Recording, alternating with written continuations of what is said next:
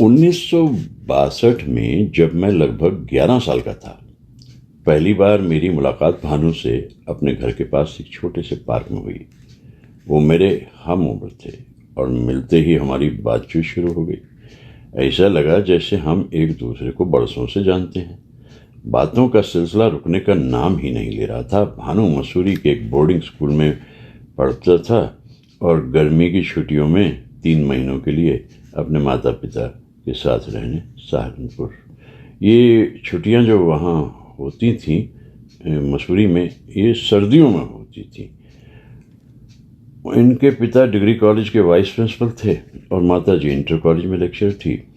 उस दिन शाम का धुंधलका होने पर जब मैं अपने घर लौटा तो मुझे एक अजीब सी खुशी का एहसास था। एक हम ख्याल हम मिजाज दोस्त मिल जाने की सुखद अनुभूति। आगे चलकर हम जिगरी दोस्त बन गए। मेरी तरफ भानु भी फिल्मों के बहुत शौकीन निकले और उनकी माता जी भी। हम तीनों ने बहुत सारी फिल्में एक साथ देखी और मेरे लाख कहने पर भी उन्होंने मुझे कभी भी टिकट के पैसे नहीं देने दिए। भानु मेरी गायकी को बहुत पसंद करता था और वो हमेशा मुझसे फरमाइश करके मुकेश जी के गीत सुना करता था।